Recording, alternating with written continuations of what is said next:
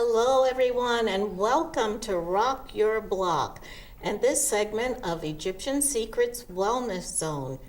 Did I say anything about zone? Well, today we are definitely going to be in the zone because we have with us Toni Hatton, and we're so excited to have her because she's going to take us places where we've never been before. How do I know? I have seen her in action, and she is definitely a powerhouse. So welcome to Toni to Rock Your Block and Egyptian Secrets Wellness Zone. Awesome. Thank you so much for the invitation. I'm really honored to be here and share what it is that I do and how I support people in the world to reach their goals and, like you said, see beyond what they're looking at, just see something totally different. So I'm really glad to be here today. Great. Not as glad as we are.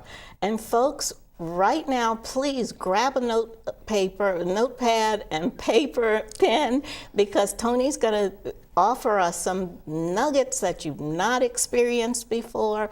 So let's get ready. Toni, tell us about yourself. What was your defining moment? I've seen your background and I know it's awesome. And tell us, how did you get so inspired to do the many things that you do? The Toni Hatton Productions, not to mention that you've written, produced, and published a book. Yes. And there's one other major piece that I want to inform the audience about, but you go ahead because I'll tell it all. Tell us about who you are and how you were inspired. Sure. You know, there was a defining moment in my life, and as long as I can remember, I was always a different kind of unique kind of person, always had a lot of questions. I was always asking questions because I wanted to know the truth, not knowing that I was a truth seeker, a problem solver. I wanted to know the meaning of life. And I had this defining moment in my life at such a young age. My 10-month-old son was diagnosed with cancer of the retina, retinoblastoma, bilateral, meaning in both eyes. By the time he was 5, we had to have his eyes removed in order to save his life. And that was a very defining moment in my life. You know, everything shifted. He shifted from sight to vision, from, seeing just like you and me to total darkness between pre-K and kindergarten. So that was like a defining moment in my life. And it wasn't until he became a grown man that I realized the exact way that I showed him how to see without eyes, I was supposed to show people with eyes how to see in life. You know, a lot of times we stumble, we start and stop, we talk ourselves into and out of the very thing we say we desire because we don't see it clearly. And I honestly believe that when the vision is clear, what we're pursuing comes into focus and is manifested much faster than when we're groping in the dark trying to find it. So as a vision expert, I show my clients how to see beyond. I don't think I've ever heard that one before. Yeah, and it comes from sifting through the rubble of my past. A lot of times we go through things, we want to run up out of the situation. Sometimes we're embarrassed, sometimes we're afraid, sometimes we're angry, upset, not sure why it happened, how it happened, don't want to share it. Don't want to really tell people your story, your passion, your purpose, why you do what you do, But a lot of times we run up out of it and we don't come out with great substance. True. Now, Toni, back up just a bit. How old were you when you realized you were like some of the other ones that I know, a little bit different? How old were you when you realized you were different and that you were a visionary expert? I love that. I realized I was different as a child. I would say in elementary school, maybe 5th grade, 6th grade, 7th grade. What was a clue? That's a great question because a lot of people don't know. They're not paying attention to the signs. And at that young age, who really knows, you're supposed to be paying attention to signs, right? But when I look back over my past, I realized that I was constantly being directed, constantly being told something, constantly hearing a voice other than my own. I always came out on top of things. No matter what I put my hands to, I always succeeded. And I realized after, elementary school, middle school, and then you get into high school, always being chosen for the team, always being chosen to speak, always being chosen to, you be the one on stage, or if you're in a group, let Antoinette lead, So that's where Toni came from. That's where Toni comes from, Antoinette. So when somebody says Antoinette, I know they're from grade school, right? So that's what I started to realize as a child. I was like, there's something different about me. Always standing out in the conversation, always asking a lot of questions, very quiet, because I'm slow to speak and quick to listen because I'm very observant. And I didn't notice these things until I started looking at pictures and noticing my position, what I was doing in the midst of other people and things like that. This thing about the conscious and the subconscious and studying yourself, the self-development, self-growth, this is the only way to be successful. Mm-hmm. But Toni, I'm going to throw in a little tidbit about when I was a child. I was told that I was insightful. And I'm wondering, what is this big word, insightful? And really, as you mature, you realize it's intuitive. Yes. And that you're seeing things that other people do not see. And they wonder, how can this child see these things? Yes. So they said that I was insightful. But I've noticed something else about you. You're calling, now we did mention that you are a personality on a radio station, right? Radio 1, in fact. Yes.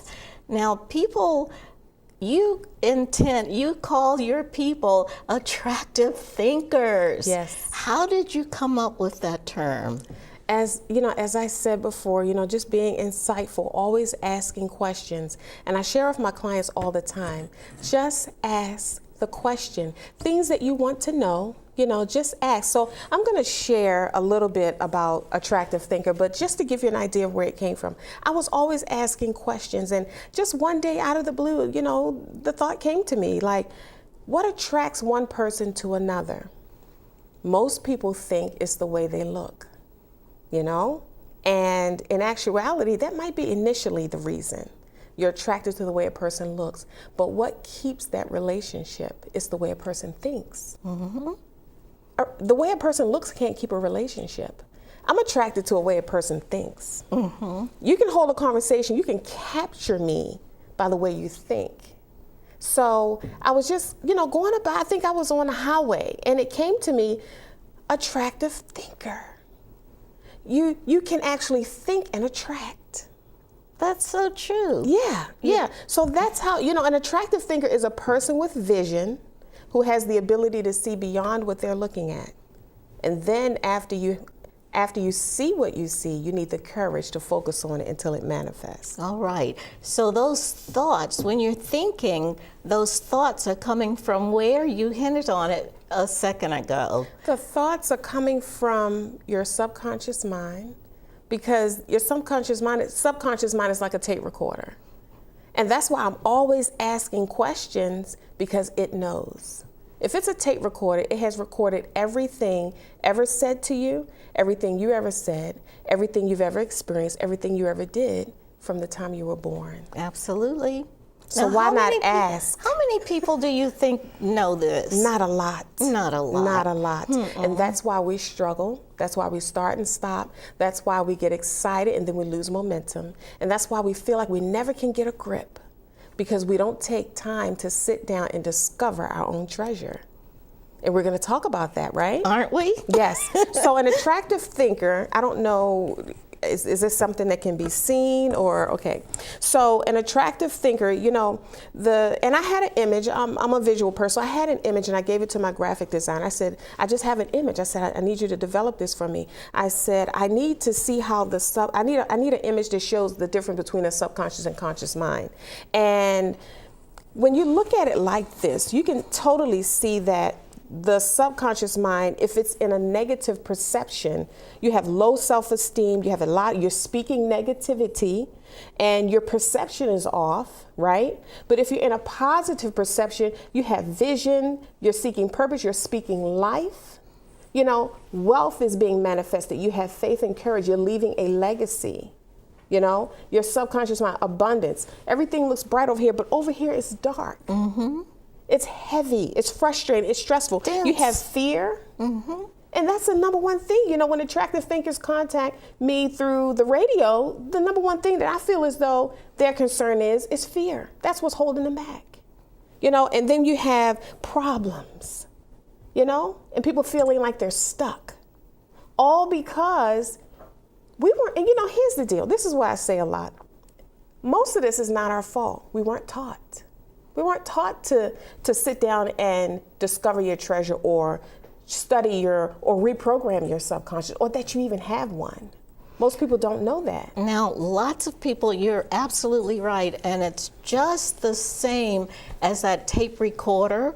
Once the information is programmed on a tape recorder, that information is permanently there. It is stored, just like in your computer hardware, hard drive. But you can override that information with positive information and create a new way of life, create a new journey. I call it recreating your destiny. And this is very possible and very necessary. It is necessary. As we see the times are shifting, and it's really based on this idea that I have of computers and technology, and how we've lost we've lost feelings for one another. How many times do you have someone come and touch you, for example? And now if a female touches another female, they're gonna think, what? Yeah, because I know a lot of women that don't like hugs. I hear that all the time. I'm not a hugger.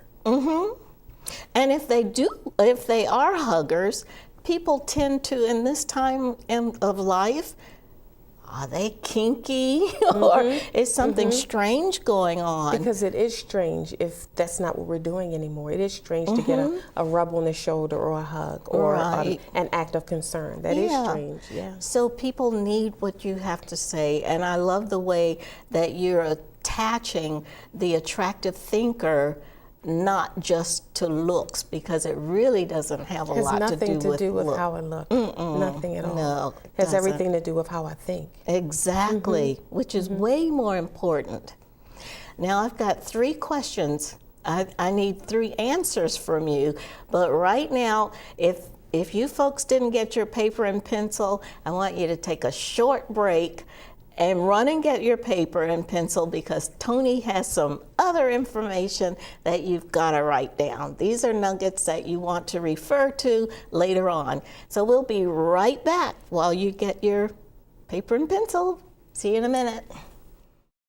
Hi, my name is Chandler Slade.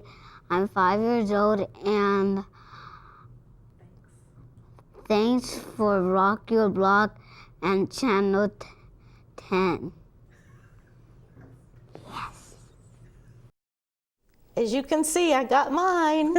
Hopefully you folks have yours too, because I want to ask you, Toni, when people call in to your radio station, usually they have 3, well, there's one other question that I want to ask you. What is the one thing that most people have going for themselves that frustrates the dickens out of them and causes so much frustration and challenges? What do you say the number one challenge is that people want to accomplish a desire, but they're really struggling? As you call it, they're stuck. Yeah, and that's exactly what it is. That's the number one frustration that most of the attractive thinkers have when they contact our office. They feel stuck. They know there's greatness inside of them. They don't know how to get it out. They don't know the next step to take. They have so many gifts and talents, so many ideas, and they're stuck in a routine. Stuck. When you hear that word stuck, they're stuck in the mediocre, mundane routine of life. Sort of like quicksand, right? Oh, absolutely. And they know there's so much more, and they feel like quicksand. They feel like they're drowning. Right? So by the time they contact our office, they're like ready to be free and just don't know what that next step is. Yeah. Okay. Now, when they're calling in and they're complaining to you that they are stuck, and they, as you said, they have greatness. Everybody has some specialness to them. Yes. Everybody has some greatness. And some people are just bubbling. They want to get it out and they don't know how to. They don't know where to start. They don't know what to do. What are the 3 things you would suggest that people could start doing today to start revealing or manifesting the greatness that they have? That's a great question. The first thing that I would recommend is you have to own it. You have to believe it. If you don't believe it, then it's not going to happen. You'll be sitting there full of greatness and it will not manifest because you don't believe it. People tell you all the time, you're great, there's greatness inside of you. You hear it all the time. Your CDs, your audios, your conferences, when you go to, on TV or on a computer and you're watching things, you hear people say it all the time, how great we are. Mm-hmm. But if we don't believe that, it will not happen because it's not what people say to us, it's what we say to ourselves. Exactly. That's what determines whether we're going to be successful or not. Write it down. Believe in myself. Believe in yourself. You have to believe you're great. And I know people hear that all the time, believe in myself. But that takes work, and it takes process. And those were 2 types of support that I understood that attractive thinkers, people of vision needed in their lives. They need support from a coach. And they need support from a positive circle of influence. And that is actually number 2. Number 1 is you have to believe in yourself. You have to believe that there's greatness inside of you. That's number 1. Believe you are great. Number 2, you have to place that greatness in an environment where it can be nurtured and grow. Question right here. Suppose people feel insecure, because we talked about feeling insecure, and they don't know how to go about reaching a coach. They don't want to trust a coach. They don't know anything about coaching. What would you say to those people? The first thing that we have to understand, if we want something different, we have to do something different because we are the creators of our world. We are creating whether we want to or not. So if you want something different means something different other than what you have. A lot of times people want to change, but they want to stay the same. Like the Einstein theory. Mm-hmm. They want to change, but they want things in their life to stay the same. And you can't change and get to another level. And a lot of times, again, people get to another level and they want to bring the level that they're on up to the next level where they are. And that's not real change. So in order to do that, you have to be comfortable being uncomfortable. Just get used to it. Let discomfort be your friend, because as long as being comfortable comfort is your enemy. Think about that. Comfort is your enemy. Always having everything that you need, and I'm comfortable, or I'm just going to come home from work and I'm off and I'm just going to chill and watch this movie or eat this dinner and I'm going to bed. But what about that book? See, people think, oh, I'm so busy. I work all day. I can't do. What about after work? You can write a book. As in 52 hours? If you calculate the time left over after work, after you eat, after you sleep, do you realize there are 52 hours left over to do something positive? But people like comfort. They're addicted to comfort. And when you're addicted to comfort, you won't do anything that will stretch you. You won't do anything that would make you uncomfortable. Disciplining yourself to turn the TV off and shut the phone down and shut the computer down and focus on writing your book. Map it out, outline it. What are the chapters? Taking time. If you chip away at it every day, before you know it, you'll have a book in your hand. And it calls for discipline. That was number 2, placing yourself in an environment where you can grow, where your greatness can grow. And number 3 is you have to develop it. You have to work on it. It's the work part that produces the greatness. It needs to be developed. When you're working, see, it's twofold. When you're working, your greatness is being developed, but you're being strengthened as well. Your character is being strengthened. You're more fortified. The things that used to make you cry don't make you cry anymore. You laugh. Yes. The things that used to make you trip and fall don't make you trip and fall anymore. So you're being strengthened. So you're being strengthened in the process. It all has a purpose, but we have to put our hand to it. It's not going to be handed to us. And I say that all the time. As long as I've been living, I've never experienced someone knocking on my door handing me a life. Not yet. Never. And to be honest with you, nobody really cares whether you reach your goal or not. That's your responsibility. Mm-hmm. So true. So very true. So recap on those 3 things. I know you folks have your paper and your pen. What are those 3 things that folks need to do? Number 1, In order to Believe release in your greatness, yourself. you have to believe in yourself. You have to believe in your greatness. You have to believe that there is greatness inside of you. And when we think about great, it sounds like a phenomenal, amazing word. And when we think of ourselves, we can't compare the two. It's a struggle. People struggle to see themselves in that light. And that's what step one is. You have to first get that part right. Believe that you are great. And there are some phenomenal things inside of you that you haven't even discovered yet.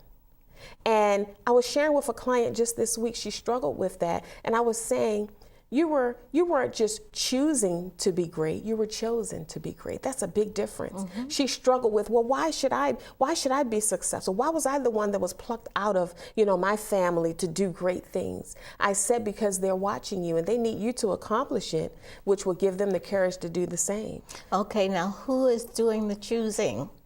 Here's the deal. Okay. We feel as though we're choosing our greatness. And that's why we struggle, because then when we get discouraged and frustrated, we say, well, I can't do this, or we'll put it down, or we'll walk away from it, not knowing that we weren't choosing the greatness. We were chosen to be great. We were created to be great.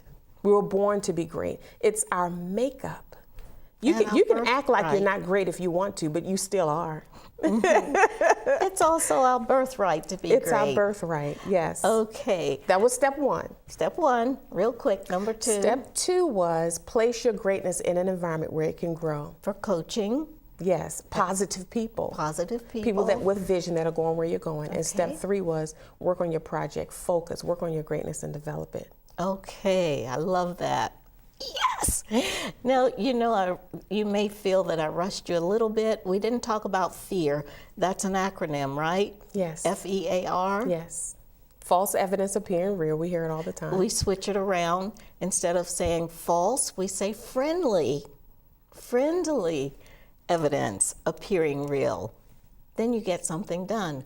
But let me find out what's in this treasure chest. This is my treasure box that I share with my clients because I started putting things in it as I started accomplishing them.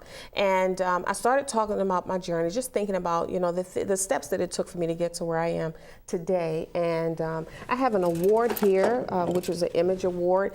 And there are a lot of treasures inside of people that need to be recognized. But as long as they're locked up inside, nobody's going to see them. True. Nobody's going to even benefit from this. It's not about being recognized to be recognized. You're recognized for providing a service. You're recognized for living your purpose. Does that make sense, right? Oh, definitely. Because it's not about the recognition. It's not about me. And that's the thing that I really want your listeners to get today. This will really set a lot of people free when they say, well, who am I to be great? Or I don't feel like I deserve to be financially free. Or who am I to write a book? There are millions of books out here. Nobody's going to listen to my book. We have to understand it's not about us. It's not about us. It's about taking what you've been through and reshaping it into something that can benefit someone else. Pulling the gems from your story, from your experience, and packaging it in such a way that it can benefit someone else, helping them to see the light of it, right? And who doesn't have a story that they can tell? Everyone. So I have my little lady here who's singing. That was my first dream. To be a it? vocal artist. I used to love. I still do Diana Ross, right? Yeah, that was my thing. I always wanted to sing, and I have of course my Bible here because it's my word. It's what I live by. It was my strength when I was going through trying times. It was my anchor. It was what I held on to. When you can't find anything else to hold on to, the word always lasts forever. So that was something that I held on to. And this was a table here that I also had in my treasure box because it helped me to remember that a table was being prepared for me through all of what I was going through, that it had a purpose. It doesn't change how you feel, but it makes it a little bit different if the outcome is going to be great, right? If it's purposeful, right? So, of course, I wrote the book, Don't Be Afraid, He's Preparing You, which is the 18-year journey of my son's experience, losing his sight. But it was an incredible journey because I learned more from him than he could have ever learned from me. And I've learned something, and I haven't met him. This child of hers does body massage. Yes. That's a Yes. miracle. Yes. Okay, I had to share that one. Yes, he is doing an excellent job, and he's very successful. I'm very grateful that I hung in there, and again, didn't think it was about me, and understood that if I hung in there, I would see what the result would be, that I would be able to live life and enjoy life with him instead of checking out thinking it was about me, not seeing the bigger purpose. So that's another thing I want to encourage your listeners. The Attractive Thinker theme song is a song that I wrote and sang for the radio program. So Beautiful. that's locked up inside of a lot of attractive thinkers. So many things, you know, your wealth. These are my gold coins. Just don't eat them. Your wealth is locked up inside of you, you know, your jewels and your gems. I mean, I know you see a lot of beautiful things here because, like you said, it's our birthright to be beautiful. Yes. It's our birthright to be beautiful. So that's just a taste. It's just a taste of what's locked up inside of us. There's so much more. I can tell. And it looks like we won't be able to get into all of those. So we're going to have you back again. Wonderful. I would love to talk come more back. about these treasures, because I knew you would have lots of nuggets to share with everybody. And I appreciate so much that you've come and taken your time to share this. And folks can reach you. I know your information is scrolling across the bottom right now. Toni has a freebie for you, and I don't know if we have time to talk it right now, but call her, get in touch with her. Thank you guys, and we'll see you next time. And Toni, thank you so much. Thank you so much. I'm Appreciate honored. it. Thank you.